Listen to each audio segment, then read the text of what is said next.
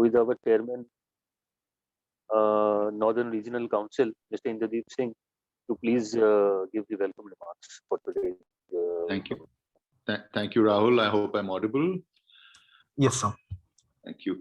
Representatives from Patents and Designs Intellectual Property Office, Ministry of Commerce, Government of India, representatives from the university, Mr. Saurabh Sachdeva and Seyshas Dugal from IPTSE Academy. Ladies and gentlemen, good morning. It is indeed my pleasure and privilege to welcome you all at the IPR webinar for Pharma University in Kanpur, organized by the Indian Chamber of Commerce today. The Indian pharmaceutical sector, which is the third largest in terms of volume and the 13th largest in terms of value, is on the rise. In terms of value, Indian generics account for 20% of global. Branded generics, on the other hand, dominate the medication market, accounting for 70 to 80% of sales. The pharmaceutical sector has experienced remarkable expansion in recent decades, fueled by a high burden of disease, increased disposable money, and improved healthcare infrastructure, amongst other factors. A medication or drugs development costs billions of dollars and necessitates a significant investment in research and development. Effective inventions provide a tremendous payoff, allowing you to obtain a competitive advantage in the market. Because the stakes are so high in the pharmaceutical sector, firms are allocating a large quantity of money of their profits to not only discoveries, but also to building an innovation strategy for the development and marketing of new drugs. Drug discovery and approval are synonymous with innovation. These breakthroughs lead to the development of new life-saving pharmaceuticals, which must be secured by intellectual property rights or IPRs. Patents give pharmaceutical corporations exclusive rights to commercialize pharmaceuticals for a period of 20 years, preventing anyone else from manufacturing, selling, or making them. And for pharma firms, IPR is required for invention identification, planning, marketing, and protection. It's also a useful instruction for safeguarding investment, time, and effort, as well as encouraging healthy competition, which helps to promote industrial development and economic prosperity. Pharmaceutical business are also enticed to invest in research and development by IPRs. Generic medication producers replicate biopharmaceutical advances without investing the same amount of time and money in developing new medicines in an economy with insufficient IPR protection. As a result, branded medication makers are unable to recoup their costs in new drug development, making it difficult to invest in new drug development and costly illness research and development. Pharma companies benefit from stronger IPR systems since it helps them safeguard invention from the research and development stage. Creating, administering, and protecting the intellectual property is becoming an increasingly essential source of funding for R&D. IPRs are also important to target SME mergers and acquisitions, as they are separate commodities that can be exchanged through licensing, joint ventures, and other means. Lastly, the IP system should, in theory, include all aspects of product creation. Companies can avoid lawsuits that could result in financial loss by focusing on an IP strategy. They can also profit from IP-related items through licensing and marketing. This boosts the demand for low-cost pharmaceuticals and accelerates the growth of pharmaceutical companies. With these words, I will now request our special guest to share the views. Thank you very much.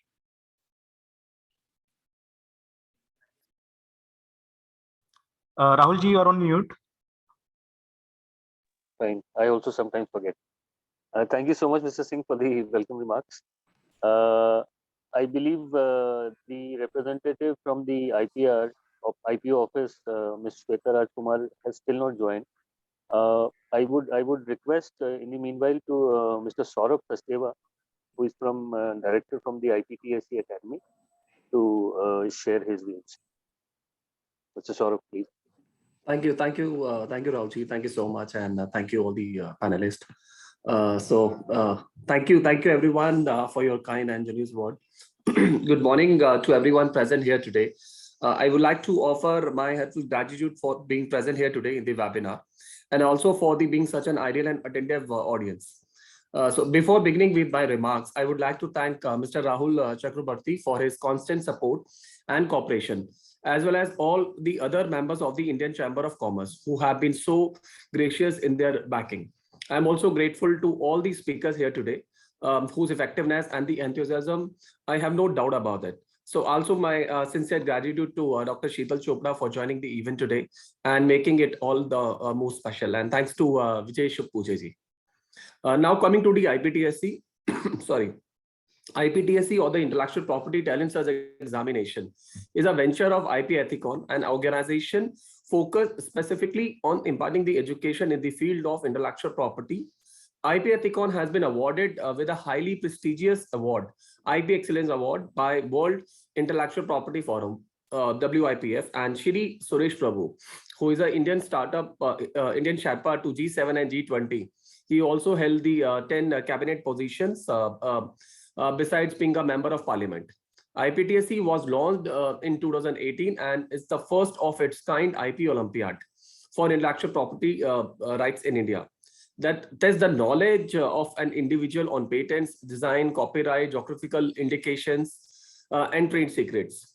The various editions of IPTSC have been supported by the several organizations that believe in knowledge-based economy, such as Ericsson, Creative First, AICTE, and different state governments. Ministry of Information of Communication Technology, Ministry of Electronics and Information Technology, iHub Gujarat, Ministry of MSME, Government of India, Ministry of MSME, Government of India, and Ministry of Science and Technology, etc. The primary aim of IPTSC is to establish how the intellectual property is a true reflection of innovation and the expressions. Considering the global and national importance of intellectual property, schools and university can also create awareness among their students and encourage them to register and participate in the examination. Students belonging to grade 9th to 12th, undergraduate and polytechnic students, as well as the faculty, starter, working professionals, and SMEs, all are eligible to enroll for the IPTSC. Business students, besides students, schools and university can also directly register for the exam on the website. We provide the registrant extensive course curriculum, as well as doubt clearing sessions, booklets and presentation on intellectual property, and several other kinds of resources and support to improve their awareness in IP.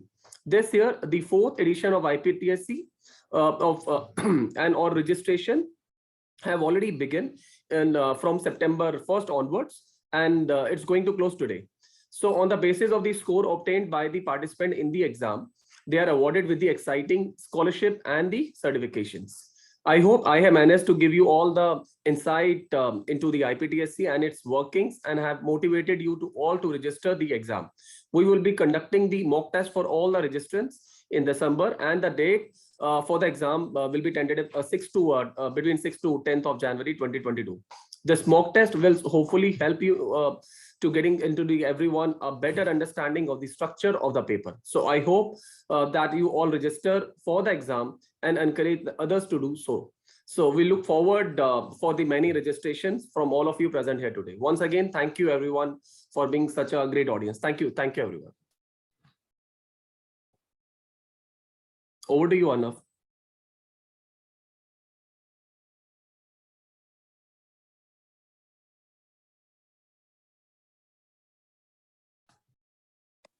Arnav, you are there? Yes, sir, I'm there. Rahul sir is hosting today. Okay, sorry. So over to you, Rahul. Thank you. I think he's having some network issue. That's okay.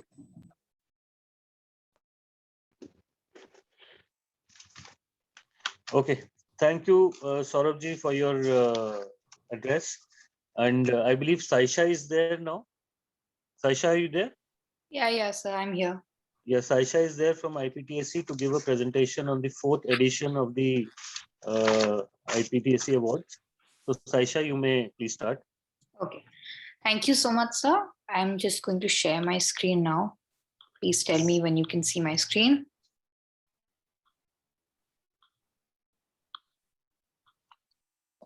It's visible. Okay, thank you. Right. So good morning, everybody. My name is Saisha, and I will be telling you about IPTSC and its 4th edition. I'm very thankful that Saurabh sir has already given you guys an introduction as to what IPTSE is and what it pertains to. And I'll just further talk more about it. So IPTSE, or the Intellectual Property Talent Search Examination, is the first and one of its kind annual IP Olympiad for intellectual property rights in India. It was launched in July 2018 and is an Olympiad that certifies students for their knowledge in IP and its various facets. So copyright, patent, trademark, geographical indication, industrial design, trade secrets, etc. It has been conceptualized and administered by IPTSE Academy and has received support from many organizations who believe in the knowledge economy and role that IP plays in inclusive growth. As Saurabh sir has already named several of them: Ericsson Creative First, Ministry of MSME, IHAB Gujarat, Indian Chamber of Commerce, AICTE, and several others, as you will be able to see on the screen. 1 second. Yes, so why IPTSE? Why should you students give an intellectual property Olympiad along with several other people?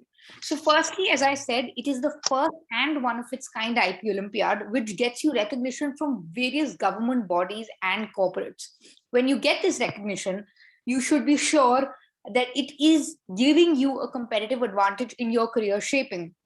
Whoever you are, whatever you do as a job seeker or a job creator, today, when you go out there in this world, in this sort of internet driven world, it is always an advantage to know that you have the backing of so many government organizations and corporates who believe that you have a certain amount of knowledge in any subject, in this case it being intellectual property. Then this Olympiad also gives winners cash prizes and scholarships that I will be talking about in the upcoming slide. So if you score a certain amount of marks in the Olympiad, you're going to be getting cash prizes, exciting cash rewards. Then learn and earn. It's not just about excelling in the knowledge of intellectual property. IPTSE Academy also allows you to collaborate with it and work in various programs where you can learn a lot about IPTSE as well as earn alongside it. Internship opportunities.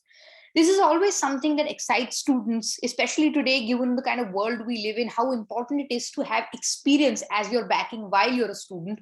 IPTSE in that sense gives you a lot of internship opportunities with itself and with affiliated renowned corporates, such as, but not limited to, Ericsson. So if you score good marks in the exam, if you crack the exam with a great score, you get a chance to intern with companies that are working in the domain of intellectual property, know more about it, work with industry experts, work with IP experts, and hopefully, really enhance your CV in that sense. Comprehensive course material. So the students who register for the exam will be given a certain course material which has been prepared at a cost basis by research scholars under the supervision of IP experts. So whether or not you have any information of IP, that is irrelevant, because this course material has been created in a way where you go from basic to advanced, and it covers almost all facets of intellectual property that you need. So this is not just information that will help you in this Olympiad. It's something that you can take with you for the rest of your life, learn from it, use it in different times in your life, and hopefully help yourself monetize your creations. Professional guidance and mentorship. As I said, it's not just the course material, but also the guidance IPTSE is providing you, which allows you to reap monetary benefits of your creations and innovations globally. If you're an innovator, if you're a creator, and you have a product that you want to put out in the world, a product that nobody else has, then IPTSE will help you and guide you through this sort of this uncharted territory of how to reap monetary benefits of your creations, as well as how to ensure that nobody else is using your creations in a wrong way. Now, why should students today care about intellectual property? More than anything, you should know that there have been researchers which say that having IP or having some sort of experience in your CV allows you to have a greater a better salary as opposed to other students who may not have that in their CV.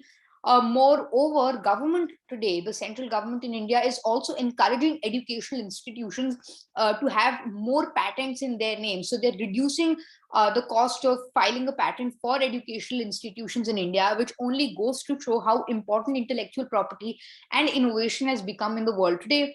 Without the protection of ideas, individuals would not reap the benefits of their inventions, and the world would focus less on research and development.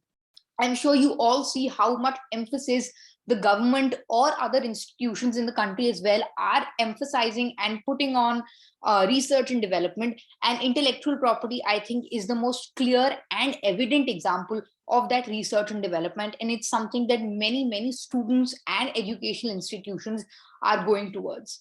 Now, if you want to register for the exam, it's a very simple process. You just have to visit our website, which is www.iptsc.com. There, a pop-up as the one that you might be able to see on the screen will be shown with the words register now. You just have to click on that register now and sign up your details and create an account as you would do in any other case of signing up. And that is it. You have to choose a plan that will best suit you. We have different plans. You can read more about that on our website. And that now you can enjoy a variety of exclusive webinars, unique course material, mock test, and more. Because there's a lot of content that comes with these different packs that we're offering. I would emphasize that you have a look at it, what we're offering, and how you can go about it. Now, reading course material offered by IPTSE. As I said before, this is course material that has been created by industry experts. However, that shouldn't intimidate you because it has been created in a way where you can learn from the basic to the advanced level. So we have career and monetization using IP, we have industrial application, role of the prior art that exists already in the realm of IP. We also have 14 presentations that you will be offered under the premium pack where you can study about intellectual property and a booklet on industrial applications of IP laws.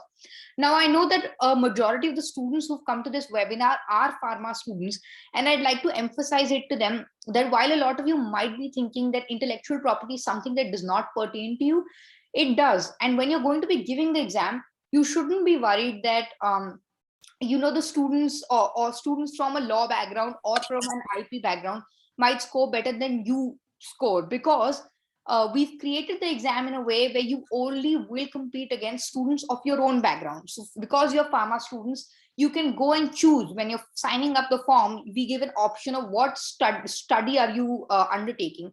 And there, if you choose research and sciences, then you will only be competing in the exam against students who've chosen research and sciences as opposed to other students like design students or law students. So you shouldn't worry about that at all. Now, awards. As I said, we're also offering cash prizes to students. So firstly, we obviously have the national champions, which are all India rank holders. So we have for all India rank 1, 2, and 3 rupees, 40,000, 25,000, and rupees 10,000, as well as merit certificates and internship opportunities. Then for the top 20 rank holders, we have rupees 1,000 as well as merit of certificates. And we also have a concept called regional champions, wherein if we get a certain number of registrations from each region of the country, we're going to give the student who gets the highest marks in that region cash prizes rupees 2,000 along with merit certificates.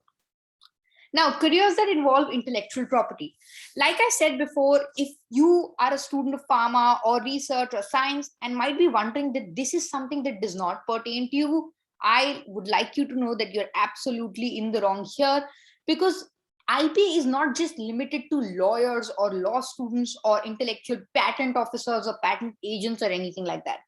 Today, in the kind of world we live in, it pertains to everybody, from musicians and filmmakers to researchers and doctors to scientists and fashion designers to photographers and painters. Everyone who is creating a product and putting it out there in the world needs the backing of intellectual property to ensure that their product isn't being misused, and needs to ensure that somebody else is not monetizing their product. Moreover, even if you're not creating a product, you need to have the knowledge of using someone else's products in a careful way. Because if you are using somebody's patent, or if you're searching the internet without knowing of somebody else's intellectual property rights, you might infringe on those, and that might cause you to get into, the depths of some crazy legal lawsuit that you don't want to be in. So IP in that sense involves everybody, whether you're a school student, university student, or a working professional or a startup. IP involves all of you, and having knowledge of that will really help you in the future, which is why I like to emphasize, especially for researchers and pharma students, that this is something that could really benefit you in the future. Now, timeline for the 4th edition of IPTSC, as Sir said, it has begun from September 2021 and will end on 12 December, which is, I think it's today. Yes. Oh, Oh, sorry, it ends today. It's 12, I've written 12 December by mistake. It ends today. Then the date for mock exam is 16 to 20th December this year. And the date for the actual examination is 6th to 10th January 2022, which means that for the mock exam as well as for the main examination, we are offering you a range of dates as well as times.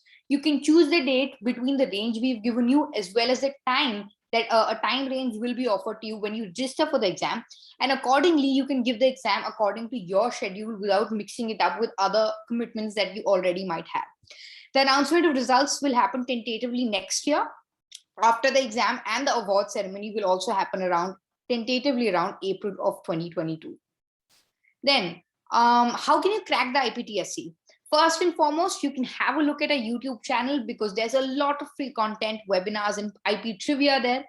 You could also explore the course curriculum given on our website. As I said before, the course curriculum is different, not the course curriculum, but the exam curriculum is different for everybody. So whatever background you're from, you can go there and you can read about what kind of questions you will get in the exam so as to get a better idea of how IP is helping you. And you can read and study the booklets on various topics curated by IP expert offered on our website. Once you register for the exam, you will get an e-portal where you can log in from your phone number that you give while registering, and on that e-portal you will be able to access all of our special webinars, all of the presentations you get for IP, as well as all of your booklets. That is the place where you will be able to go and watch the webinars that we're conducting almost every week right now. So we have a lot of things that you can visit, and I think the starting point for all of that is the website, which is www.iptsc.com. And finally, as I said before, so many government industry partners who you get recognition from, some of the which are seen on the screen here. And thank you so much. That is what I wanted to tell you today about IPTSC.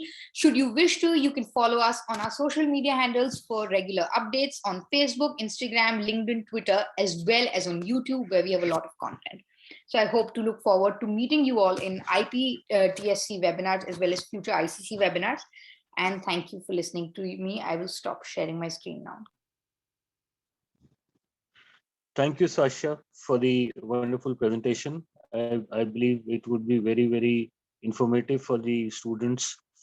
With this, I would request Dr. Kalpana, who is an assistant professor with the School of Pharmaceutical Sciences, Chhatrapati Shahuji Maharaj University, Kanpur, for the students of whom we are doing this program. Please, Dr. Kalpana, if you could come over and please give the keynote address.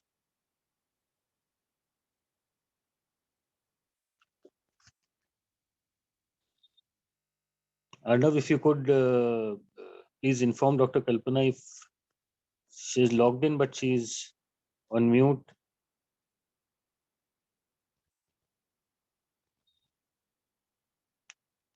Arnav, are you there? Yes, sir. Sir, I'll just tell her I think she might be having a network issue. Please tell her.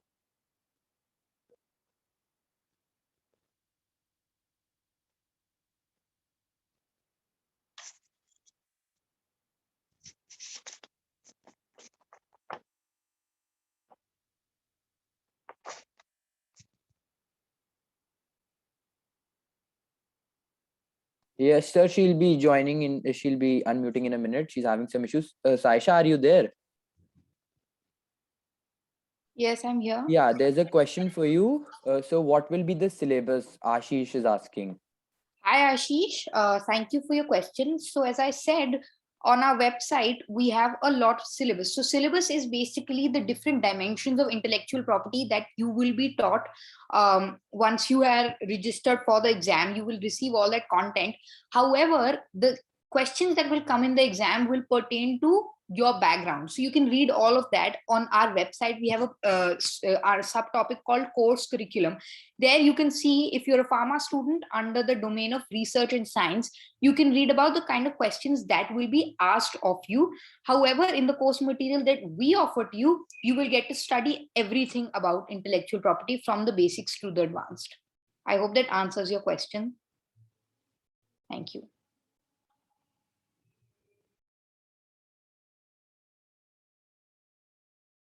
So we can go forward till then. When Dr. Kalpana will be there, she could give her address.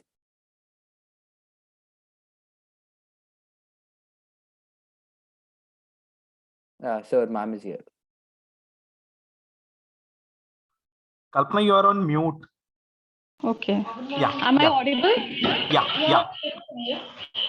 Myself, Dr. Kalpana, and on behalf of the School of Pharmaceutical Sciences, CSGMU, welcome the expert and knowledgeable persons of IPR sector, and especially the members of the Indian Chamber of Commerce and the Indian Patent Office. Thank you. Thank you. You have given us opportunity to have full information of IPR. Actually, our students of BPharm, MPharm, they have joined. So you can proceed.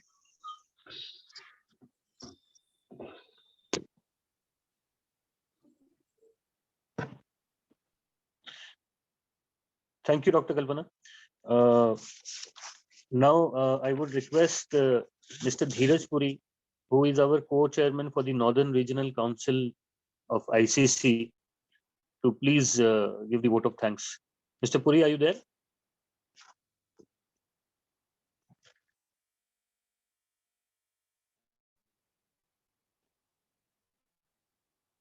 Arnav, please give me a minute. I'll just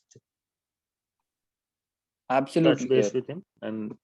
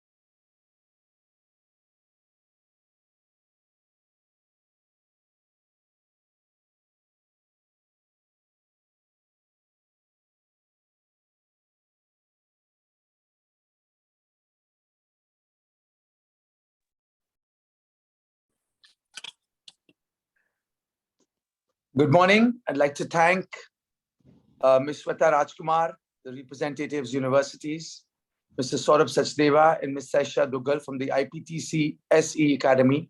Ladies and gentlemen, good morning. It gives me great pleasure to deliver the closing remarks and the formal vote of thanks at the end of this very engaging web session. I take this opportunity to convey my sincere gratitude to everyone present here. I think the session has enriched us and have provided us with the key insights revolving around the pharma industry and its IPR issue. Here, I would like to highlight a few salient points.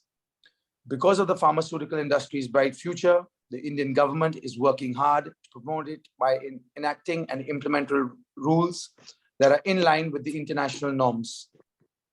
The intellectual property rights protection is becoming increasingly important for businesses as the market expands and the industry participants invest.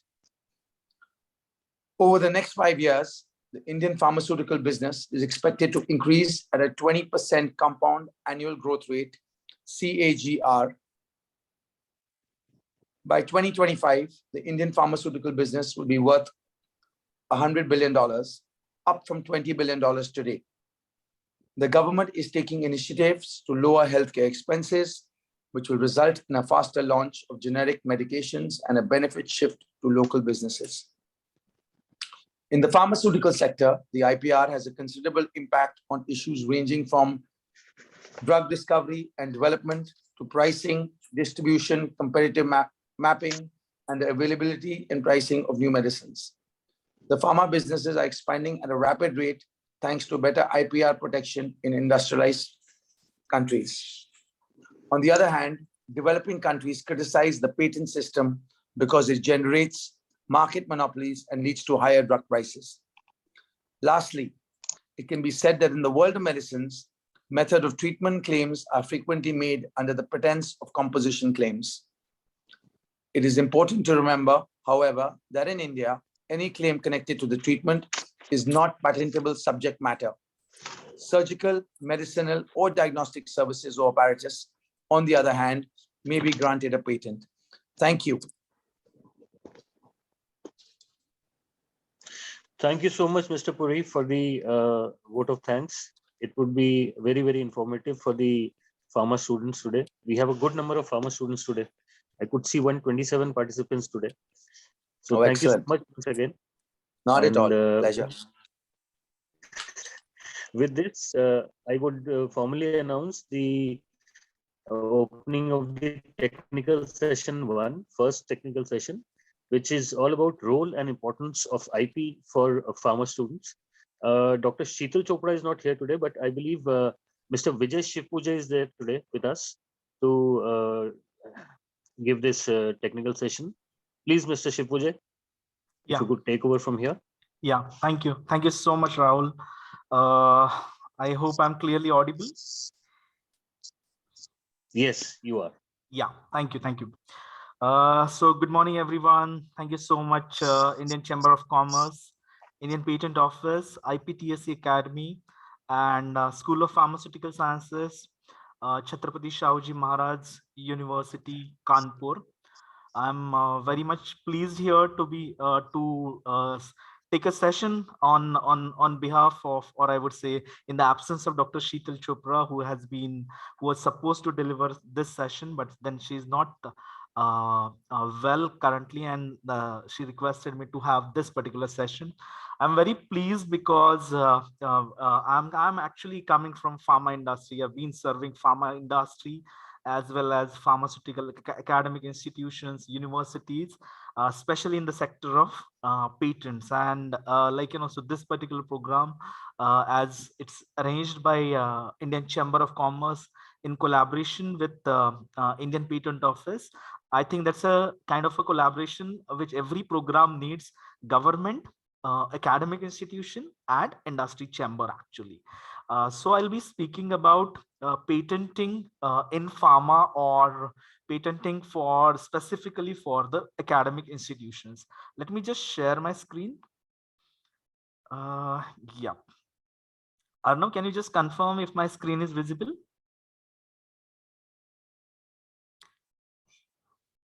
Arnav?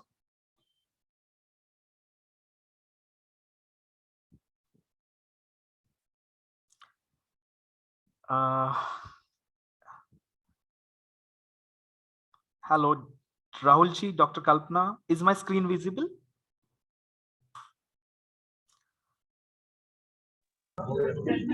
Yeah. Yes, it is visible. Thank you. Thank you. Yeah. So as I said, I'm coming from pharma. I'm a master's in pharmacy. I did my MPharm long back in 2004, and then thereafter joined into the pharmaceutical industry. I worked with pharmaceutical industry for long in the patents or intellectual property rights department. As a BPharm graduate, or while doing my masters, I never knew what is patent actually. Patent क्या होता है, intellectual property rights क्या होता है, ये मुझे कभी पता नहीं था, and I never expected that I'll actually do my career in intellectual property rights or patents. So today, when we have this particular session, I am pretty confident that most of you, the students from third and final year BPharm, or even master students and some of the faculty members would be I would say lucky enough to understand what IP is and how is it relevant to pharma industry. Pharma industry में जो भी काम होता है, the specifically with respect to research, उसका patent से क्या connection है, that is one thing that I am going to discuss today. As I said, I am coming from pharma, and I'm actually my background is pharmaceuticals. I have been working with the corporates and the institutions in the pharma sector. So students, if you have any query at any point of time with respect to patents or pharma patents, you can actually don't hesitate to ask those questions as well. Okay, to start with, हमने patents सबने सुना है at least, Like, at least we have heard, for some people who are doing their masters, who are faculty members, they have at least heard the term patent. Yeah, they have read this term. Or for those students who are like, who never had patents in their academics, at least everyone must have seen this movie called Three Idiots. Three Idiots जो आमिर खान की movie थी, उसमें we had this concept called patent. There is a character, the name of the character is Mr. Funsuk Wangdu. Phunsukh Wangdu करके character है, उनके पास बहुत सारे patents हैं. And then there is one of his friend whose name is Chatur Ramlingam. Okay, Chatur Ramlingam. Now what happens is Funsuk Wangdu has got some patents and Chatur Ramlingam comes to meet him and he wants the license for the patent. Now, what is this patent? At least my memory for understanding the term patent with respect to mainstream media comes from the movie Three Idiots, basically. Now, patents, as I said, are basically exclusive rights. Patents are like, kind of legal rights, जहां पे आपने जो भी invention किया है, जो भी research किया है, उसके लीगल राइट्स एक्सक्लूसिवली आपके पास रहते हैं. Who gives these patents? Patents are actually given by Government of India. And we are pleased to have Ms. Shweta Rajkumar as well, who would be joining for a session after this. And she's coming from Patent Office, actually, Government of India. So Government of India gives you a patent, basically. Now the patent rights, as I said, are exclusive rights. That means जब आपके पास rights है, आपके permission के बिना no one else can use that research or invention. Let us presume आप कोई project पे काम कर रहे हो, you are working on a research project, let's say, or an undergrad project. At that point of time, you come to know that there is an invention. You have invented something new. कुछ तो नया discover हुआ है, कुछ तो नया आपने बनाया है, कोई नया प्रोडक्ट बना है, कोई नया उसका ट्रीटमेंट बना है, या कोई नया थेरापेटिक ट्रीटमेंट है. In that case that research can be legally protected. What do you mean by patent? Again, ये तो हुआ bookish definition. Simply speaking, how would I define patent as? So for example, I got an iPhone and I own this iPhone. I legally own this iPhone. जब मैंने iPhone खरीदा, उस time पे I actually got a receipt in my name कि okay, this I paid the money and I got a receipt. This receipt works as a legal proof that I own it. ये मेरा iPhone है, ये मेरा mobile phone है, ये मेरा laptop है, ये मेरा प्रॉपर्टी है बेसिकली. इसके लिए हमारे पास लीगल प्रूफ्स रहते हैं, like receipt, or maybe in case of a property or a car, it would be a registration. Registry जिसे बोलते हैं हम लोग, right? Now, in case of research or invention, the legal proofs are provided, or the legal rights are provided by something called as a patent. For the pharma students, patent is different from patients. Don't get confused between patents and patients. In fact, there is a concept called patent versus patients, basically. But we are not going into detail. But I just wanted to let you know that patent different from patients, basically, and patents are basically giving you the legal rights. Abhi, if I invent something, if I come up with let us say some kind of invention, मैंने कोई research किया, and on what grounds would I get a patent? First and most important thing, आपने जो भी किया है, जो भी invention है आपका, that has to be novel. That means it is new. But when I say novel, it has to be new globally. It has to be new globally, basically. Now, आप जब भी कोई भी experiment करते हो, if that experimentation research is new globally, in that case, it is considered that the invention is novel. That is, it is new and you can get a patent for that. But this is not the only criteria. The second criteria is called as inventive step, which is also unpredictability of the art.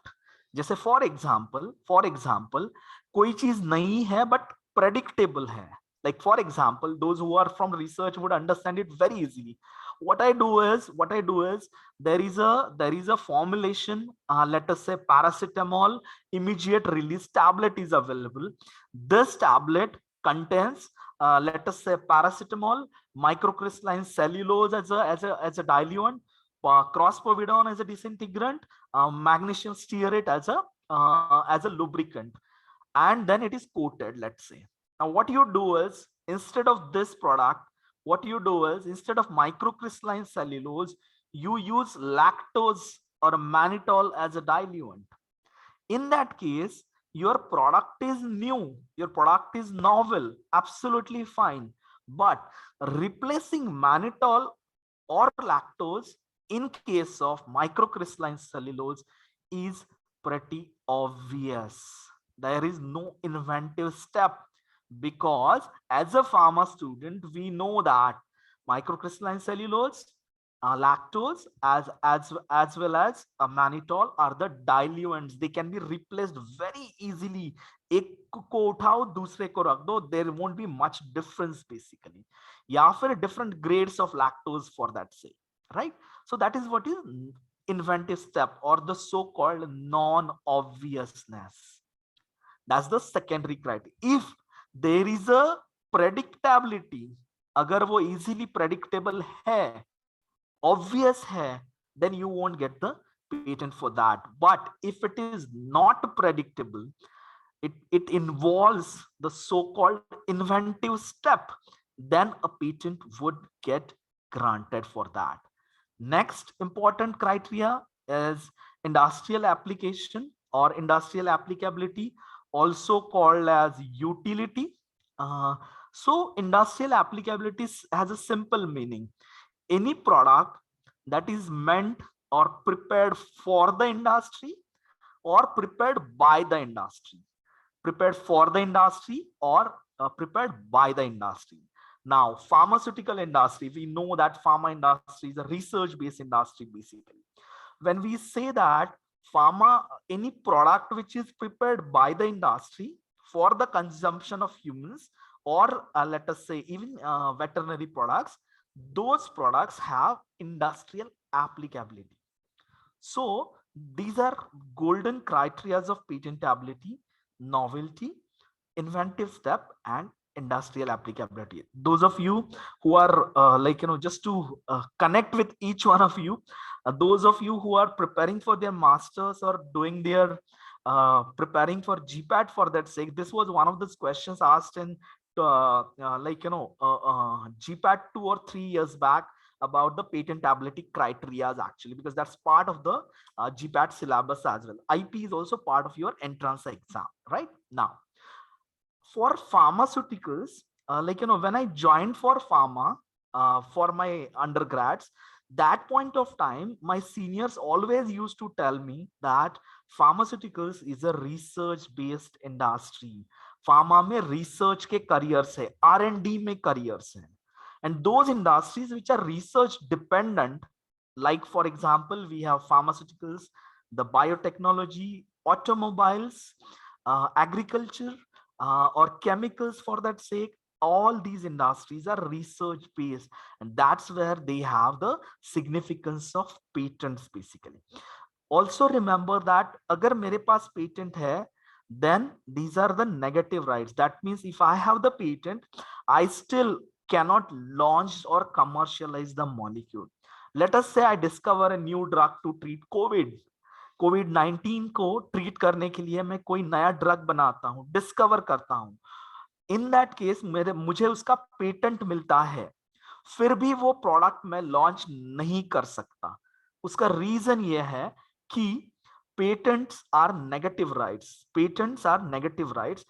अगर मेरे पास मैंने discover वो molecule किया है, तो that molecule has to go through phase 1, phase 2, phase 3 clinical trials. and thereafter get approved by the FDA. Now, this FDA approval process has nothing to do with patents. Okay, patents are a different thing. Actually, they have nothing to do with FDA. Unfortunately, many a times, what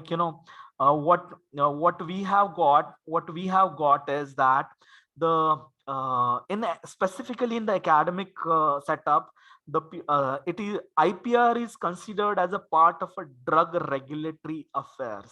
But let me tell you, these are completely two separate things. Actually, drug regulatory affairs deals with the FDA, and patent deals with the patent office, or what we also call as a intellectual property office. Actually, now that gives us a brief idea about what is patent. Now, patent अब मैंने जब भी कोई research किया है, कोई भी research मैंने किया है, तो that point of time, when should I actually go for filing a patent application? This is one of those questions which most of the master students, faculties, or those who are working in research, they ask. To be honest, the answer to this is you should file the patent at the earliest, because we have first to file system. If you have an idea in your mind, and if you feel that idea is workable, you have not experimented anything. आपने जो the so-called hypothesis that you have, based on that hypothesis, you can in fact file a patent application called as a provisional application. Thereafter, you have 1 year. In 1 year time, you would need to make that experimentation, and after the experimentation, you can file a complete application. So whenever you have an idea, you can actually file a patent application. Why should I file patent application? For the students, I have this wonderful story actually to tell. Just in 2 minutes, I'll tell you. So I had this one of those students who had filed, a student, a B.Pharm student had filed a patent application. And when she was doing her master's, so she was applying for some particular research grant. It was a travel grant to a conference in UK. And what happened is she was pretty confident that she would get that grant because she was the university topper. When she went for the interview, there was a single position, 200 candidates, almost 200 candidates. And then she realized that there are 50 plus university toppers, because that's so many universities we also have actually in India, right? There are a lot of university toppers who were also eyeing for that particular travel grant. Now, when she went inside, there was only one question asked to her: why did you file the patent? That point of time, she mentioned that I want to commercialize my product and I want to block others. I'll tell you what, out of those 200, she was the only one who got that travel grant. The reason being, she was the only one out of those 200 who had filed a patent actually. That helped her in terms of her CV building, as well as it created a different kind of, I would say, mindset about that particular project as well, that it has got a commercial potential as well. Sorry, yeah, I think there was some disturbance. Yeah. Now, what data do I need for filing of the patent application? To be honest, as I said, for filing, even your hypothesis is sufficient. You don't need any data generated, especially at the time of patent filing. आप provisional अगर file कर रहे हो, तो that point of time you won't need any data as such. But definitely within a year's time, you have to generate all the data to file a complete application and then move on. Shall I take help of a patent agent?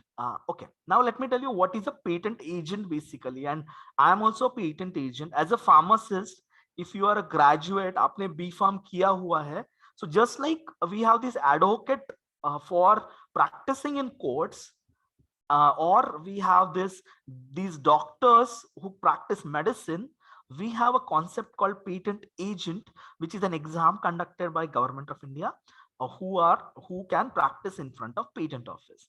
Now, agents or experts are people like you and me who understand the technology and a bit of legal part.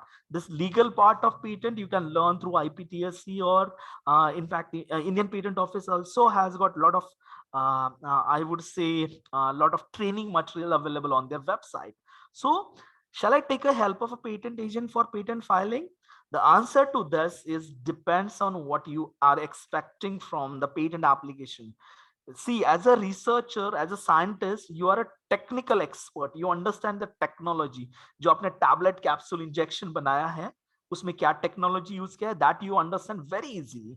But patent is not a technical document. It's a techno-legal document. You need to understand a bit of legal aspect of patent with respect to that invention. That's the reason you should take help of patent agent. Can I publish my research before or after patent filing?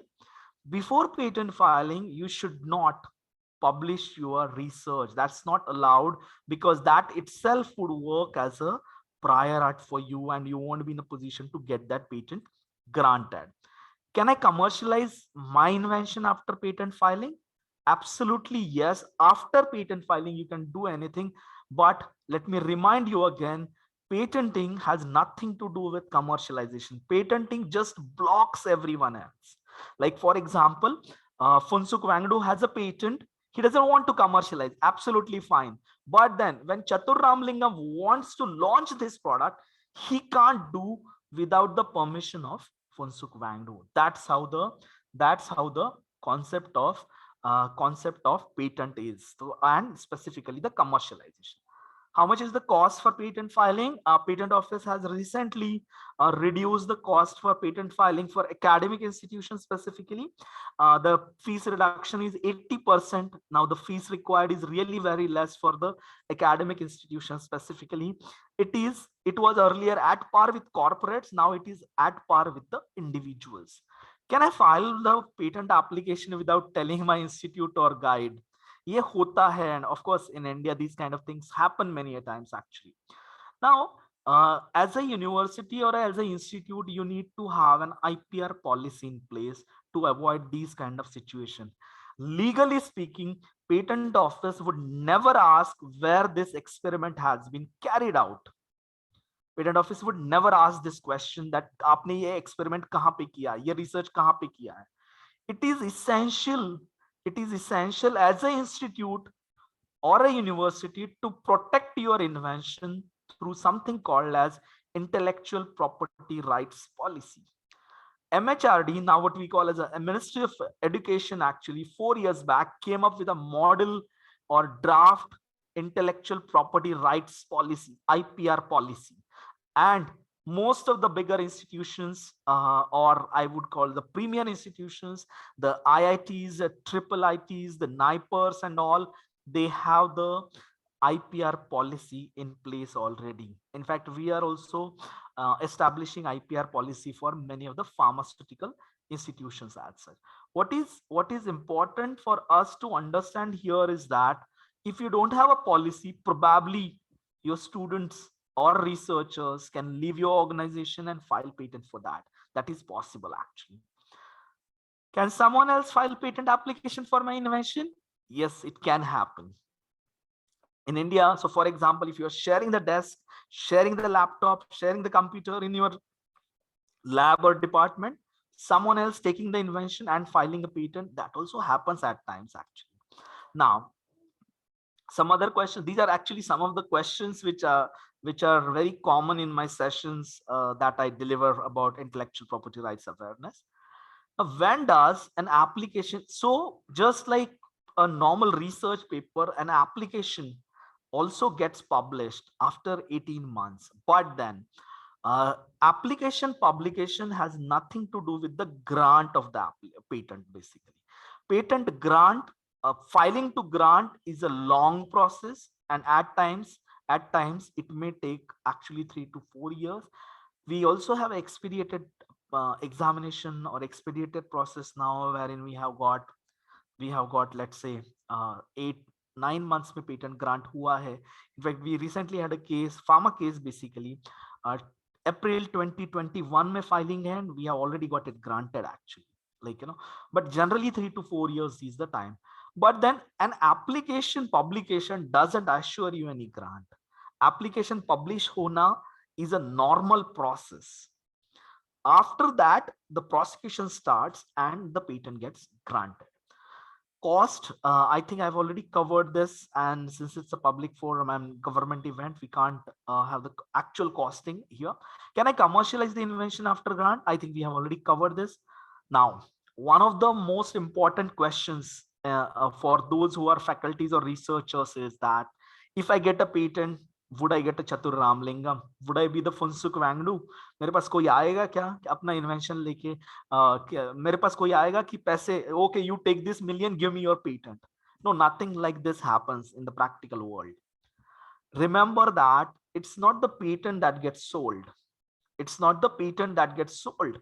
आपने जो product बनाया है, the product that you have developed is something which would be getting commercialized, and us product ka protection, if it is available through that patent, then only people would come to you to take a license of the patent. Getting a patent granted doesn't make you Funsuk Wangdu. That's an absolutely wrong concept.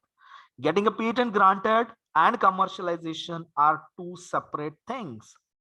Next thing, what is the difference between a design and a patent? I think since we are specifically mentioning about here, discussing about patents, let me skip this question, but just for your information, students, design is a different kind of intellectual property, right? So we also have this trademark, copyright, geographical indication, design and all. I think IPTSC can give you a lot of idea about what are the differences and all for this, for sure.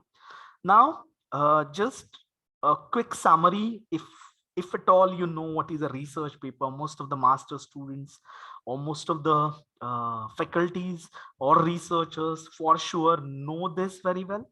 What is a research paper and what is, now we are discussing, comparing it, the patent application actually. So patent application gives you legal rights. That is the most important thing. Just for example, let's say Dr. Kalpana or Dr. Nisha, they develop a particular product. अपने lab में कोई उनका research के बाद, thesis के बाद कोई एक प्रोडक्ट बनता है, and they publish it as a research paper. They don't know the commercial value of the product.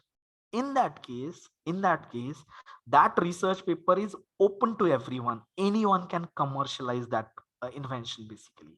जैसे इन्होंने कोई कोविड ट्रीटमेंट के लिए ड्रग बना लिया, या फिर कोई एक हर्बल कॉम्बिनेशन है which is immunity booster for the purpose of prevention of COVID-19, let's say.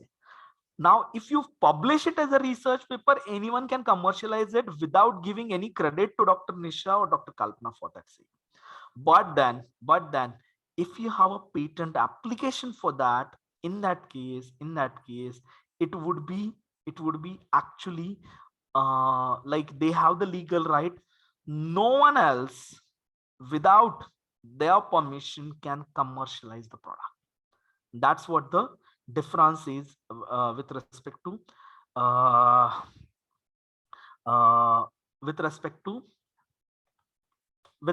the that particular invention basically. मतलब किसी को commercialize अगर करना है invention, तो उनसे permission लेना जरूरी है, अगर उन्होंने पेटेंट फाइल किया है तो. अगर नहीं किया है, रिसर्च पेपर करके पब्लिश कर दिया, in that case a smart businessman, कोई फार्मा इंडस्ट्री, कोई भी उनका प्रोडक्ट सेल कर सकते हैं without giving them a single rupee or even without giving them any credit for that sake. कुछ भी क्रेडिट बिना दिए they can actually do. And when we think of a research paper versus a patent application from a career point of view or as a faculty, of course, you would get a lot of credentials for filing a patent or getting it granted basically. In fact, we have been filing patents for pharmaceutical universities and educational institutions. We have filed more than 150 patents. There are more than 10 which are granted, more than 30 which are already under prosecution actually. Now, most of the times these things are going to help you in a few things like, for example, it would help you for improving your NIRF rankings. It would help you in terms of your accreditations for the institution or the university in NAC or NBA, or it is also going to help individually you as an individual for kind of like, I would say upgrading your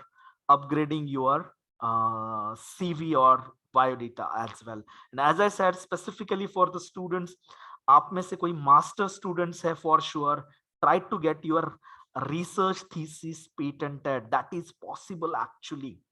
आप जो research कर रहे हो वो स्यूटिक्स में हो, analysis में हो, केमिस्ट्री में हो, कोलॉजी में हो, कोग्नसी में हो, किसी भी सब्जेक्ट में या क्वालिटी एश्योरेंस में क्यों ना हो, even if you are working on a project at undergraduate level, B pharm level पे भी वो project whether it is patentable, उसका हम पेटेंट फाइल कर सकते हैं क्या?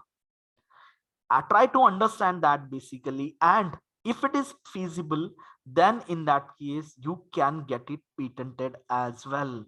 In fact, as I said, recently Government of India, with an intent to promote innovation, has reduced the fees for patent filing for the academic institutions. And one more advantage as a School of Pharmaceutical Sciences, CSJMU, you have is that being a government institute, you are allowed to go for expedited examination. That means it would give you a patent granted, let's say, in a very short period of time. एक साल के अंदर ही ये possible है actual में. And it is important that if you are filing that patent, of course I'll tell you आप कौन से डिपार्टमेंट में कौन सी चीजें पेटेंट कर सकते हो. When I say कौन सा department, as I said, in pharma we have these four major departments: statistics, chemistry, ecology, cognosy, and many of the things that you do as your thesis would be patentable, including analysis and quality assurance as well. Now, again, coming back to the differences between a research paper and patent application, research paper gets published only once. Remember that. I told you, whatever you file gets published. In case of patent, it gets published 2 times. One as a patent application and second as a granted patent. One as a patent application and second as a granted patent. But then every application doesn't get granted. What you need basically therein is someone who understands your technology. I'll tell you, when I say, since these are legal rights, as I said, someone who understands your technology means that who understands. So for example, if you are working on a delayed release composition, sustained release composition, or a bilayer tablet, basically, in that case, if you go to a lawyer who is, let us say, from the arts or commerce background, in that case, he may not be in a position to understand what is the basic difference between a sustained release, a delayed release, or maybe a pulsatile release of a particular product. Basically, that understanding has to come from technology. When I got recruited in pharma industry for the first time, I was not recruited because I knew patents. I got recruited because I knew pharmacy. मैंने M.Pharm masters किया था. Okay, and that point of time, so you would always be a technology expert. You won't be a legal expert. You would always be a technology expert basically. But then also essential that you have a bit knowledge of, I would say, you have a bit knowledge of the legal part, and that you can get either through some courses or maybe what Saisha mentioned or what Saurabh mentioned about something like intellectual property talent search examination as well. Now, filing ho gaya. Why do most of the patents get rejected? These are some of the reasons. As I said, novelty, obviousness, ये हमने चीजें discuss की. So patent is basically a techno-legal document. and the patent get rejected because of many reasons, including these. And to understand these, you need to have a bit of legal knowledge, actually, a bit of legal knowledge as well, only with respect to patents. And that's where the role of law comes into play when we think of patent, basically. So it's a techno legal thing. Okay, and most of these reasons, so basically, if you can draft your own application, as a technology expert, still you may need some help of a patent agent or expert to understand these, or to ensure that you have actually got the patent granted, actually. So thoda sa legal knowledge is also something required. Again, I would also like to comment for some of the students who would be really interested in these kind of careers. You can always think of B.Pharm or M.Pharm plus LLB as a career option, which would give you a lot of advantage moving ahead, because it would be again something which would be I would say techno legal kind of stuff. Now, I think I'll just skip this part, because this is something I think Shweta would also be covering in her session. But then certain things in pharma are not patentable, like जो chemistry में polymorph salts, ester वगैरह है, then mere admixtures है, या medical uses है जो pharmacology में second medical use, हम जिसे ड्रग रिपर्पसिंग बोलते हैं, एक कोई पुराना ड्रग ले लिया और उसका नया इंडिकेशन ढूंढा, लाइक यू नो कि वो उसका नया यूज ढूंढा, that may not be patentable, actually. Reason being, that is something which is not I would say it is not patentable basically under section 3. So we have specific laws. जैसे आपने pharmaceutical jurisprudence में you have this Drug and Cosmetic Act and lots of other act. Something similar we have called as a Indian Patents Act 1970. And under that act, basically, we have got all these sections which govern the patentability. So in case of pharmaceutical products, you may not get a patent for these some of the chemistry inventions. Oh, of course, I'm speaking about India. Just a polymorph hai. Polymorphs are patented, may not be patentable in India, but polymorphs are definitely patentable in US and Europe and other major jurisdictions.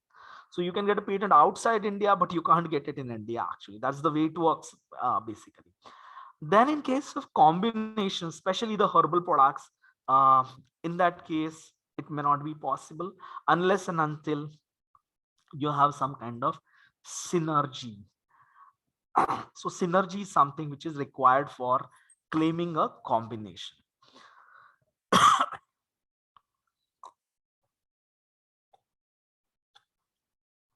From pharmacology, method of treatments, second medical use, drug repurposing, difficult to get in India, but then you can get it through some kind of, I would say, tricky claiming. And when I say tricky claiming, I would say claiming strategy, if you're proper, if you put it in the garb of a, let's say, a finished dosage form, then in that case, in few cases, second medical uses are also patentable. Traditional knowledge जो हमारा सदियों से चला रहा knowledge है, जैसे for example we use हल्दी for wound healing. So haldi as a product for wound healing may not be patentable because of section 3I as well as section 3P.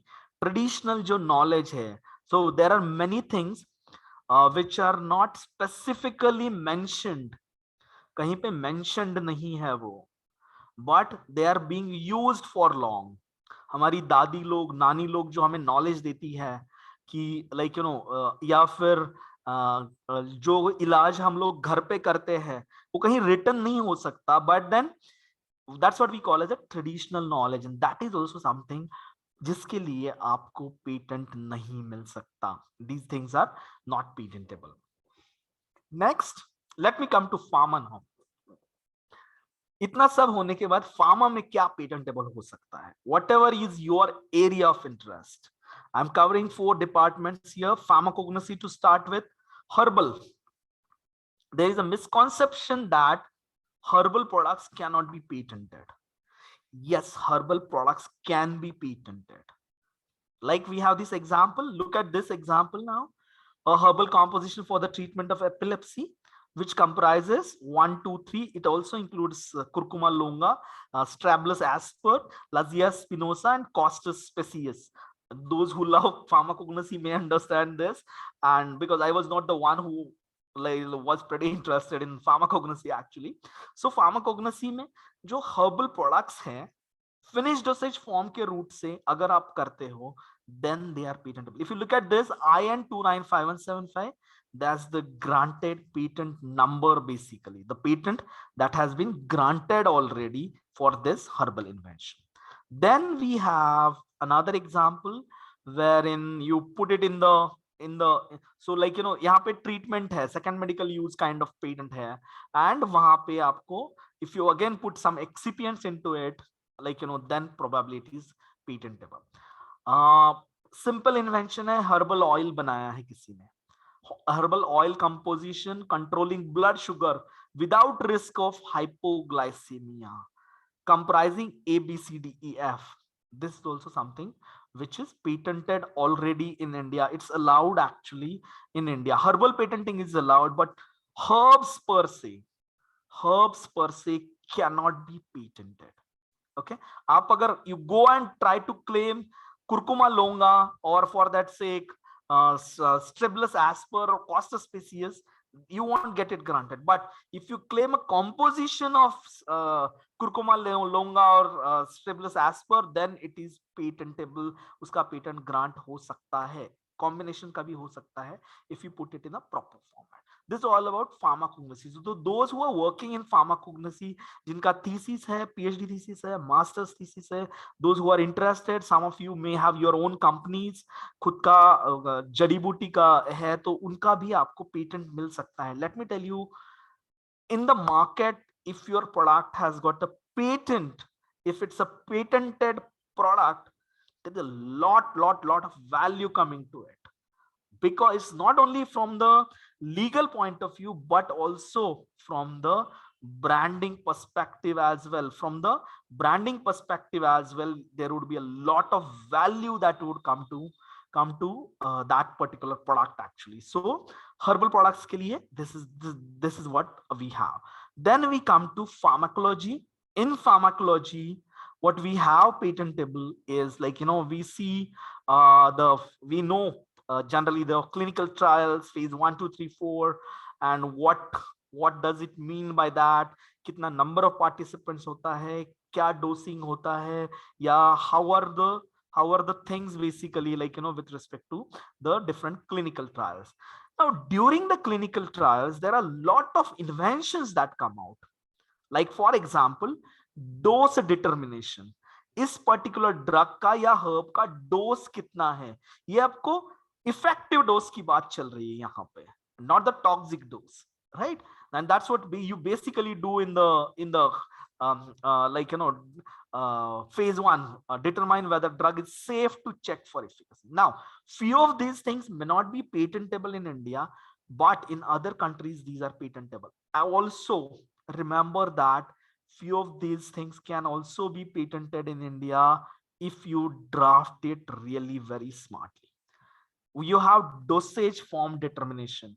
You know that instead of tablet, you are getting more effect, I would say, therapeutic effect as an injection or as a, let's say, a capsule product or any other product. In that case, it can be something which can be patentable as well. Dosing regimen, everyone understand what do you mean by dosing regimen? OD, once daily, BID, QD. So once daily, twice daily, 3 times or 4 times daily. I'll tell you the kind of inventions that we have in pharma industry. So there is this one particular drug which has a dosing of 3 capsules 3 times a day. 3 capsules 3 times a day. It's a huge, basically, दिन में 9 capsules लेने हैं आपको. And the dose is 267 mg. मतलब दिन में 2400 mg तो आपको लेना है उसको. And you know that, 2400 mg का तो single tablet बन नहीं सकता या capsule नहीं बन सकता. Maximum you can have up to 1.5 gram. So you can't, so therein comes the inventions actually, how to resolve these kind of problems basically with the newer technologies. Can we make 2400 a BID 1200 mg possible है क्या? तो वहां पे you have to play with the API drug basically, जिसे हम लोग बोलते हैं active pharmaceutical ingredient or the bulk drug, and you have to determine the dosing regimen as well. The changes in dosing regimen, you get it through pharmacology actually, or the clinical trials. Therein you can get it patented as well. We have method of administration. What is the best way to administer drug? Is it subcutaneous, intravenous? Now I am pretty confident as a pharmacy student, you know what is the difference between an intravenous, subcutaneous, or maybe lots of other kinds of method of administration. Metabolites, again, something which is not patentable in India under Section 3D, but in some other countries it is definitely patentable. And method of treatment, again, not in India, but in other countries it is patentable. Now, let me come to the third and important department, I would say, as far as the pharma industry is concerned, and this is pharmaceutics. Let me tell you something. Pharmaceutics mein everything is patentable, provided it satisfies those golden criteria of patentability. What criteria are these? Novelty, non-obviousness, also called as inventive step, and the third one is industrial applicability, or also called as utility of the invention. ये अगर satisfy कर रहे हो criteria, a new dosage form, a tablet, a capsule, kind of a drug to excipient ratio, or drug to drug ratio, a combination, bilayer tablet, orally disintegrating, chewable tablet, sublingual tablet, like, you know, so a tablet in tablet, inlay tablet, any kind of technology you come up with. And those technologies, if they satisfy these golden criteria of patentability, you can definitely get a patent for that. That is in pharmaceutics, or what we also call as drug delivery. Now, the essence of drug delivery or pharmaceutics is also that this is one of those very important departments in the pharmaceutical industry, because pharmacy students are at the core of pharmaceutics or the drug delivery. When you go to corporates for research careers, everyone wants to go into formulations basically, because hota kya hai, when we speak about the chemistry, we have the chemists, MSc chemistry people also understand chemistry. When we think about the clinical, we have the doctors. In fact, there are lots of doctors or practitioners who are also involved into clinical research actually with the pharmaceutical organization. But pharmaceutics is the one subject wherein you are the only one, the pharmacist, understand the drug delivery technology, or the jo bhi hum log, the subjects that we learn during 4 years or 6 years in UG or PG under pharmaceutics, like physical pharmacy, pharmaceutics, dispensing pharmacy, all these subjects are the ones which are like, you know, very crucial for and are at the heart of the pharma industry basically. And as I said, everything in this department is patentable, as like, you know, maybe with respect to the drug delivery systems, dosage forms, or any kind of drug excipient ratio as well. Now, finally, pharmaceutical chemistry. Again, of course, in India, we have very less number of companies who are operating into drug discovery now because of the larger investment that is required. But then drug discovered, new drugs are definitely patentable. New drugs are definitely patentable. But then also what is called as a product patent, if you heard the term.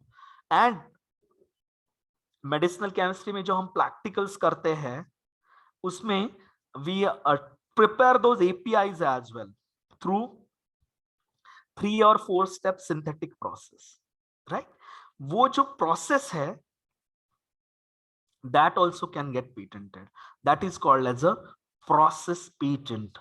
Product patent and process patent, ये concept यहाँ पे आता है, wherein wherein we know that in pharmaceutical chemistry, both the things are patentable in India. Actually, one important thing I would like to conclude my session by telling you that in pharmaceutical chemistry, if it is a add-on invention, or what we also call as the invention which is related to a salt, a polymorph, an ester, a derivative, in that case it may not be patentable in India based on the section 3D, unless and until you provide enhancement of therapeutic efficacy. Now, enhancement of therapeutic efficacy is one of those terms which has been very crucial in the Indian patent context, क्योंकि enhancement of therapeutic efficacy का मतलब क्या होता है? And the courts have actually said that efficacy would be therapeutic efficacy.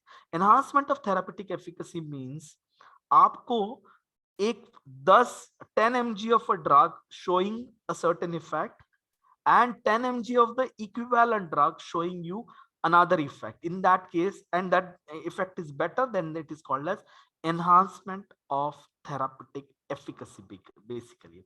So that's all about chemistry. As well, as I said, a lot of opportunities in terms of intellectual property rights, patents, not only from the filing point of view, innovation or research point of view, but also for students, those who are willing to do their careers into research, they want to go for masters, PhD, or they want to go into academics, they want to go out for MS, those who are planning for their MBA as well, for them the knowledge, or those who are planning into strategy kind of functions at corporate jobs, for them the knowledge of intellectual property rights is really very crucial.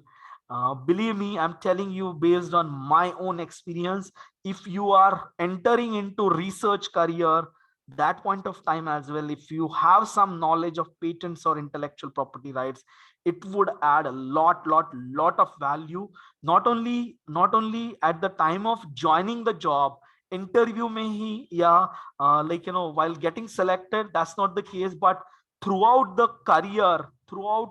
career, for your growth, the knowledge of patent would definitely be something which is really very crucial as such. With this, I would like to conclude the session. I would be more than happy to take any questions which would be either with respect to the session that I covered, patenting, pharma industry, otherwise generally about IP as well as pharma industry as well. If you have any questions, I would be more than happy to take those questions. Yeah.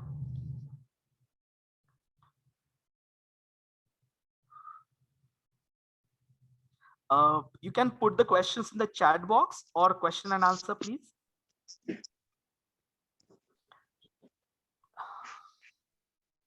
Mr. Shivpujay, I would suggest that let the questions come in, and maybe we can take the questions after this session, the coming session.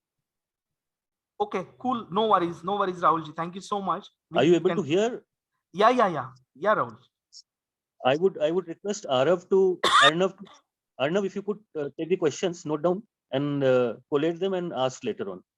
Absolutely. Okay. Sir. I could see Miss Ankita Tyagi on the screen. Good afternoon, Ms. Tyagi. You're welcome. And Ms. Tyagi is senior manager with in IP and projects in the European Business and Technology Center. So she would be taking a session on leveraging IPR in pharma institutes. Welcome, Ms. Tyagi. You are on mute. Yeah, I've just unmuted myself. Hello, everyone. So nice to see you here.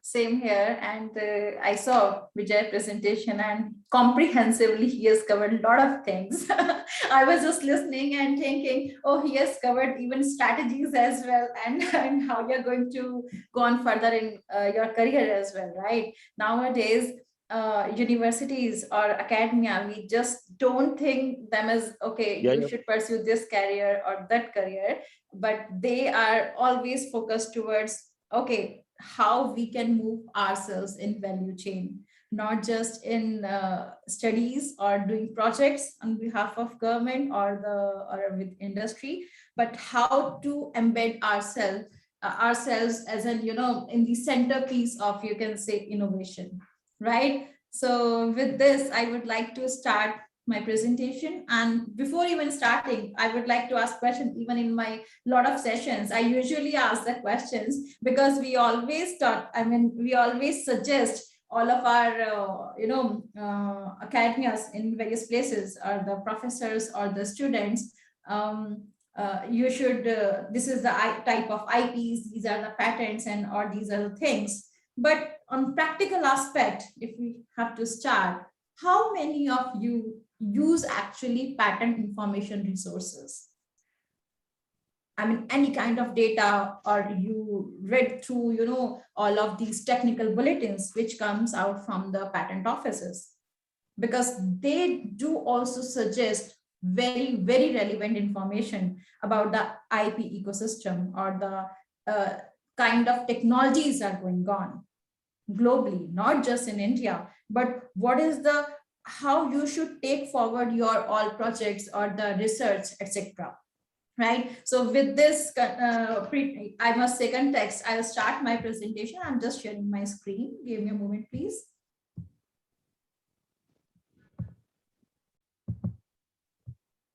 My screen is visible to all of you? Yes, Ankita. Yes.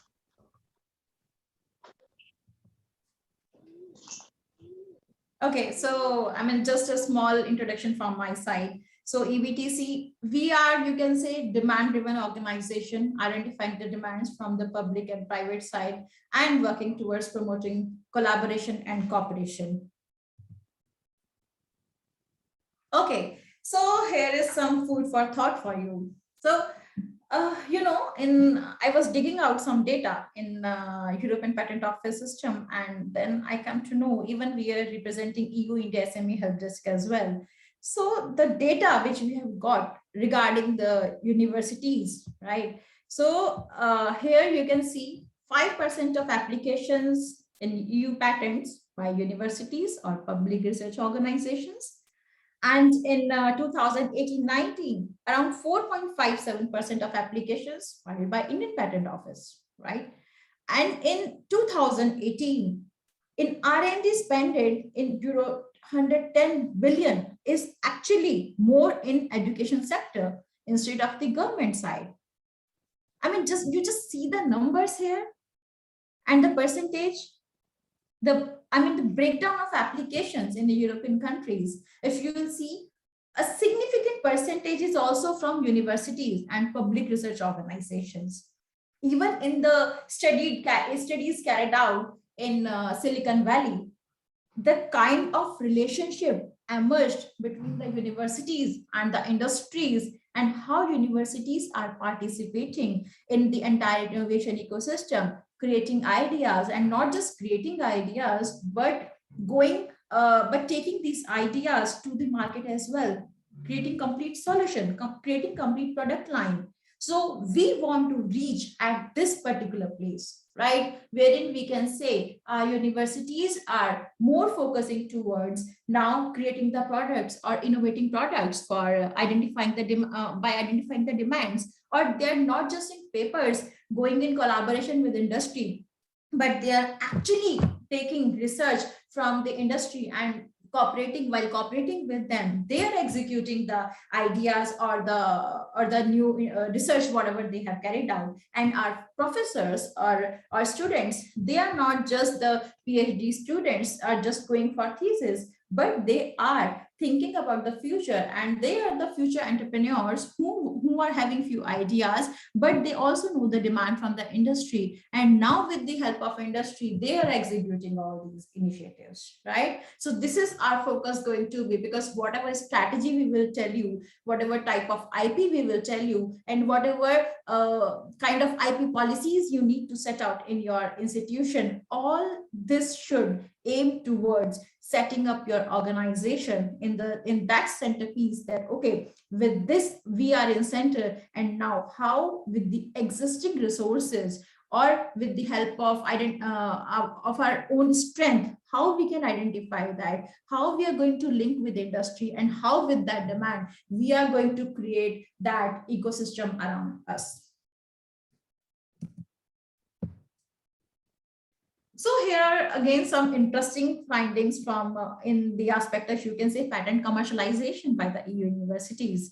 So up to 70% of all these inventions are actually commercialized or licensed. Very interesting fact, they are actually licensing, because in our universities earlier there was a notion that we don't want to generate so much revenue by the fees and all that we will do, or by the government funded projects. We will execute and we will earn our revenue, but the focus on commercializing or licensing that IP or IPR assets are nowhere earlier. But now, if we want to reach at a level, so we should focus on, okay, we will file IP, we will commercialize that, and with that licensing, we will go for that revenue model as well, because that channel or that spin-offs will give you that, boost in your self-confidence. Yes, whatever USP we are projecting to the outside world, so, or for the industry, so based on that we are getting a name. It's not that we have some name, we have some brand value, but that's only with our academic aspects. No, with the aspect of all commercialization as well, you need to earn your brand. And a lot of SMEs or the large entities also equally license their innovation around in EU basically. And if you see, 27% of partners are out of the EU.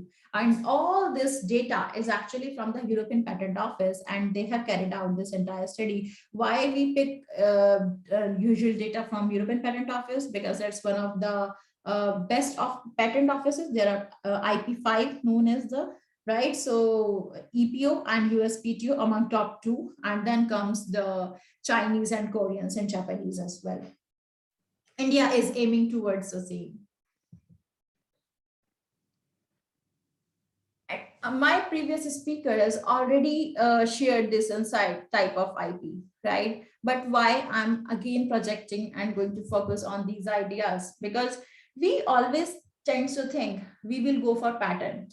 No, it's not like that. Not just the patent thing. Patent we know, but again, every time we are not going to just create something new, novel, and non-obvious and going to be commercialized. No, it's not like that. Apart from patents, a lot of other IPs are also there. Brand name is there, right? Whatever you're going to do, or you create some process or product, right? That's going to be patentable. But what about the name? How people will identify you? That's going to be the branding. And then comes the secrets, trade secrets. Last week only we had a meeting with one of the unicorns in India and one of the unicorns, I must say, from Europe, from Switzerland. So, what they're thinking, their focus is like, we are not going for patents, because in Europe, trade secret is also an IP law, but not in India, right? There in Europe, it's a recognized IP law. So they're like, we want to go for trade secret because we are unicorn, but we think that we are capable enough to keep our knowledge as a trade secret. And we know that this is going to be very, very easily reverse engineered once it will come in market. That's why with the time frame, we will go for patent. We can keep it as a trade secret. So within that time frame, we will be able to leverage that IP out, and we will get enough return on investment or return on our investments. So we want to keep it as a trade secret. So you need to identify in which direction you want to proceed. If you have a very good idea and you see that with all these clinical trials, it's very promising, and we are going for patents in that stage, of course, you should be going. But if you're thinking that few things might be we should go for trade secret or for the branding, I mean, different kind of IP, so we should be pursuing for the same. And I mean, Vijay earlier also, he has pointed out that you need to set up an IP policy, right? So under IP policy will define all these aspects. What kind of IP you should be pursuing? how you're going to manage your all IP assets, how you're going to analyze those IP assets, what kind of exact framework should be there to execute all this process, all these know-hows, or how you're going to create all these documents or NDAs you will sign with the third parties. So IP policy will exactly set out the framework for the same. I will discuss and elaborate upon more on IP policy aspect, but how does what IP contributes in the pharma industry, right? Of course, three very important pointers, which even not just academia, even companies or all the businesses or even the government wants, that fair and effective incentives for whatever you are investing your time, your cost, your all ideas and energy. And it actually helps you to safeguard yourself against any potential future infringement. It will also give you an enforcement mechanism in case of if infringement happens. But next 2 points are majorly big companies focuses on, because when they comes out with the huge amount of investment and then comes out with a product, and our product, and they're just coming in market with the they have gone for filing in Europe, in USA, and then in India, and then of course they want to safeguard themselves. So there they focus on potential infringement and how they're going to safeguard themselves. Important elements in a nutshell: it's your R&D, manufacturing brands, whatever APIs you are manufacturing, generic or the branded drugs, or the laboratory testing. So these are the critical elements around which your ecosystem involves around, and around which you will create your ideas and then doing the testing or the clinical trials.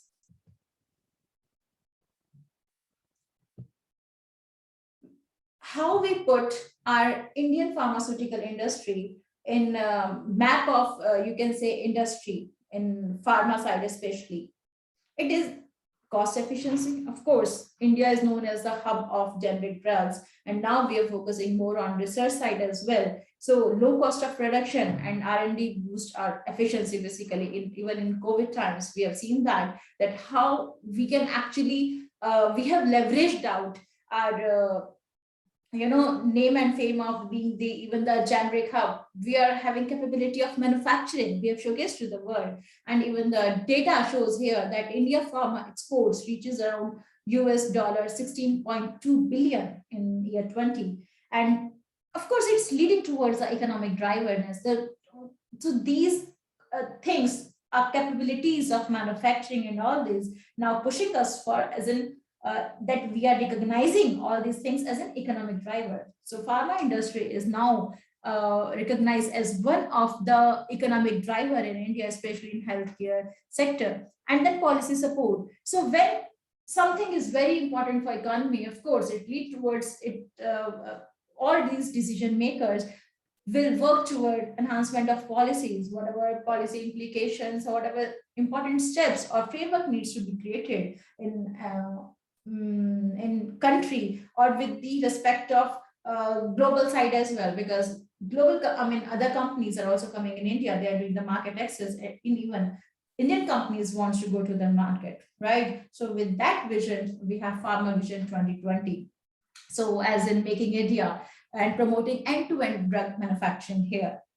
And all these pointers, cost efficiency, economic drivers, and policy support are leading towards this increasing investment, FDIs, right? So data has already showcased that we have FDI inflow of around 16.86 billion in between 2000 and September 2020. And it's actually really, really good, because now we can really say to our all businesses or all to our spin-offs or the startups or the scale-ups, and now to universities, that you guys are very relevant stakeholders in this entire ecosystem in all these decision makings. So if we are moving towards this upside, so contribution and engagement from all of you players are very much required.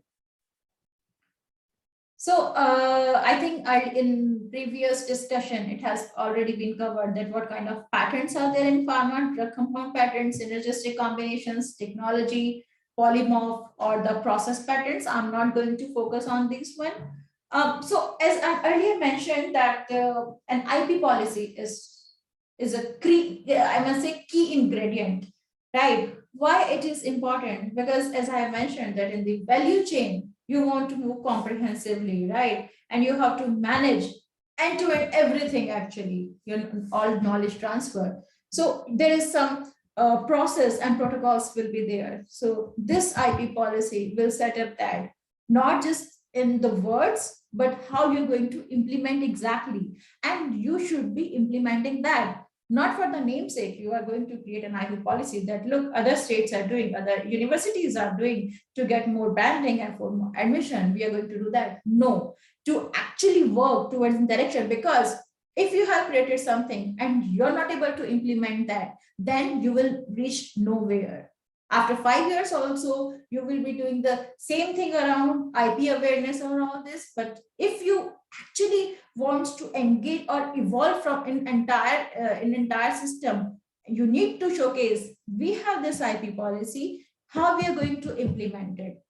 Because we want to link our industry or researchers. So how you will do that? You will identify team leads. So this is how implementation has been done. You will find out the team leads in your professors or the team of researchers, how your departments have been segregated. Find out their interest area, right? And task them, that they will task their students further, or first year, second year, third year, like this. They will task them, okay, identify the demand of the market, in which area we are moving ahead, right? So team lead will task this thing to further to their team partners, and when they will identify, they will come up with the exact knowledge and how industry is moving. So this is how they will use patent information resources, which I earlier mentioned. So please, it is my request to everyone, even for the professors as well, please go through all these information resources, because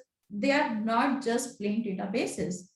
They are powerhouse of knowledge. They are powerhouse of recent latest technologies. And not just this thing, therein you will get the platform to engage yourself with other innovators as well, with the professors who might be actually leading research to cancers, or on biosimilars, or on the plastic area, or on some other microbes, or a lot more things are happening right now, right? So even in the green technology or the sustainability side, so many research is happening in those areas, which are actually SDG focused, and a lot more things. I mean, practical things, right? So you should explore all these databases and link yourselves to industry, identify their demands, or might be, if you're just searching all these technical reports or top 10 in a very simple manner, task yourself, okay, who identify your area, then go for top 10 innovators or the companies or the global players. In that, just search their bibliography and you will see their linkages with the universities, because a lot of universities are co-owner or the co-filers of these patents, right? Or the technologies. If you will see the name of any university in there, so go and identify and see what that particular group in that university is doing exactly, and try to reach out to them, talk to them.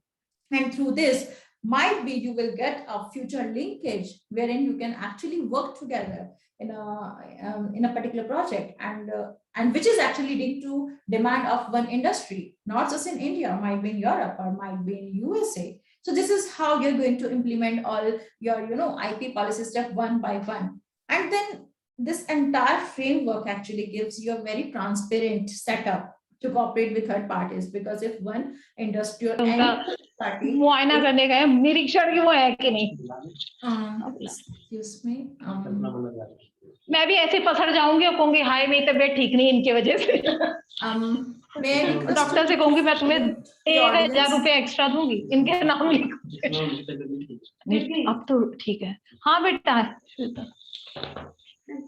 may I request the audience to please mute कहाँ जा रहे हो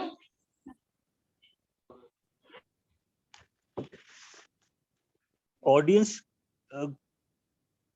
please mute your speakers, please. Okay, they have muted.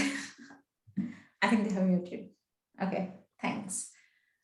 Okay, so this entire framework is going to provide you the kind of transparency in your work, because anyone who is coming to collaborate you or work with you, they will ask for all these documents in place, all these protocols, how your management will take decisions, in which time frame, right? So all these guidelines, all these things should be there. Okay, all these NDAs which you will sign in with team leads or with the students or with with even the hierarchy or the management, right? So because in the end, if you will get a revenue model, right, that revenue model, that business angle will be there. So all these monetary benefits, how you're going to share with, right? And nowadays, even Government of India has allowed that in your IP policy, who will be your owner, right? So joint owner or the students who have worked in, you have to give them right as well. They are going to be co-owners, right? If they have signed an NDA and they are saying, okay, fine, we are fine with this thing, and if university is funding that and they want to take solo rights, if student is fine, then it's okay. Otherwise, you need to clearly spell out all of the terms and conditions and the all right set of conditions, how, in which condition, what will happen, right? So this transparency will give confidence to others as well who are coming to work with you. Yes, we can work with them. They're so reliable, they're so transparent, and they're eager to work on. And if you have gone through, databases and linked to the universities, they will see, yes, these guys are actually not talking any nonsense. They know what they're going to do. They know the demand of the market, and this is how they will work. So that's actually a USP for you in moving ahead in future. So all these, pillars, like align your IP strategy with the organization strategy. So a lot of times a university is having various setup in other cities as well, right? So their strategy, whatever IP strategy or the IP policy they're going to set up, so that should be aligned with their organization strategy as well, what their management wants, right? And whatever IP asset will come, so they should be very, very clear that all these things, excuse me, these things are aligned with our business goal as well, because everyone wants to earn revenue. And all you need to prioritize, excuse me, please. You need to prioritize your protection needs as well. What you want to protect, excuse me. Whether you want to go for patents or whether you just want to keep your trade secret, etc. Right? And whatever risk will be involved in the same, and the kind of budget you will have. So might be you want to see that we want to keep this budget just for the POCs or for the testing or the sampling, etc. So this amount of budget, if we will get some third party engagement, if they will sponsor us, then we will go for this, right? So in IP policy, you need to have that section wherein you will cover all your expected return on investment and the risk involved in the same, and assess your territorial coverage. So if you have some idea, very good idea, and you're working with let's say your team lead is a very good idea and they're working with one particular industry. So in future, you need to see yourself whether you just want to move in, you want to stay in India, you want to move to Europe, and Europe is also considered 27, 28 member states are there. So in which particular state you want to go, right? And if you want to go to even to US, so how you will proceed over there. So you need to see all these aspects, and then you complete a market. It's not always necessary that whatever you're doing here is going to be complete fit or adapted in other cities, in other side as well. So whatever your competitor market is there, whatever thing, whatever idea you are going to ideate further or work upon, right? So you need to see how that's going to fit in your competitor market, or in which area your competitors are actually working on, or how you can create a key and that lock combination that you can work on something different, which will actually fit for your competitor, and then collaboratively you can work on, and then you can really identify the potential investors as well. And even you can see the manufacture or the outsource development in the same. So all these are very important aspect in detailing out your IP strategy or the IP policy.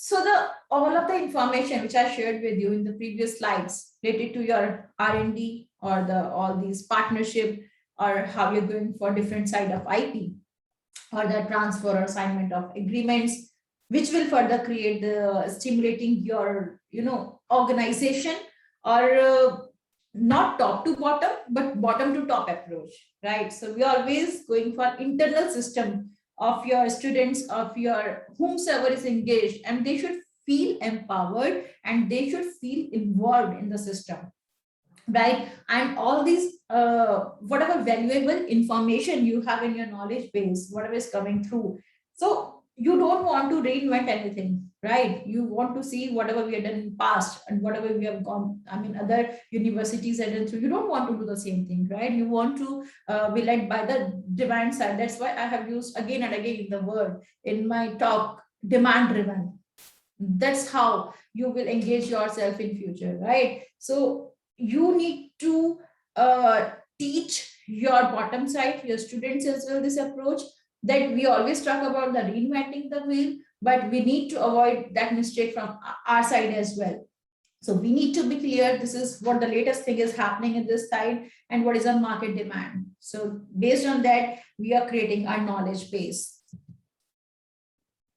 So this is just a screenshot from the EPO's public research organization, what they're doing. So they are they're collaborating with all member states, and they provide all these kits, research kits, or the IP knowledge kits, or the few tutorials on how professors should work, or the training, similar kind of, or e-learning resources for their technology transfer offices, because in Europe, each and every member state, they usually, or the universities, they do have these technology transfer office, right?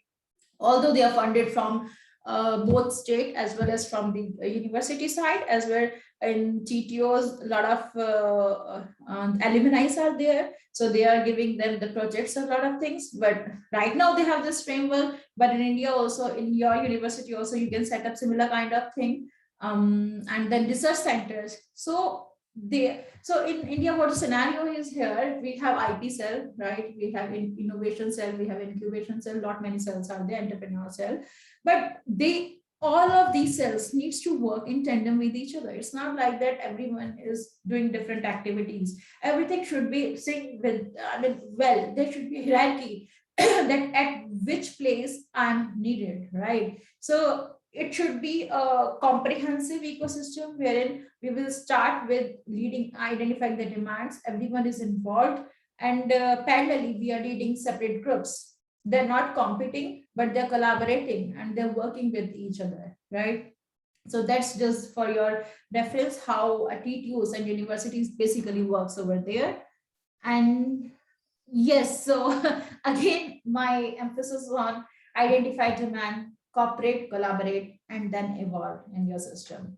So that's how, many material is there available wherein you can read and you can work, but how you're going to actually implement the same. So it will start with the knowledge base. So start with the knowledge base, know yourself, create a comprehensive holistic approach, and as an IP policy, task yourself out. Yes, this person will lead this, they're good in this, and all these management should be there, transparency should be there, and the motive that that bottom to top approach, that we will involve each player in our ecosystem. So that should be there.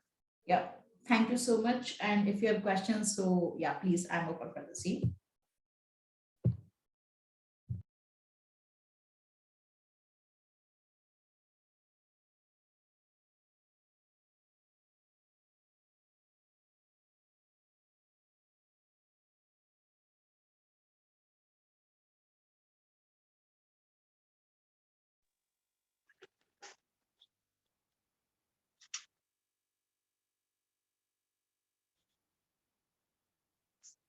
Arav, is the technical session over now? Yes, sir. Both the technical sessions are over. Thank you, Ms. Tyagi. Thank you so much for being here on a short notice. No worries.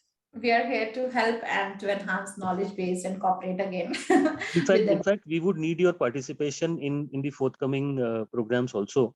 So this would be very useful for the students and all the audiences. So thank you so much again. And Arav, you have something to say from Sir, IPTSC? two students have raised their hands. If you guys could please type out your questions in the chat box. Our panelists will be happy to answer you all.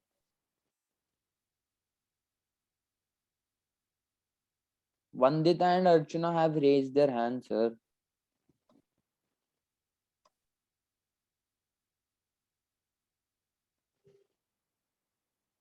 Okay, fine. Maybe we can wrap it up now. You can take the questions, collate them, and share with the respective panelists later on. Absolutely, sir.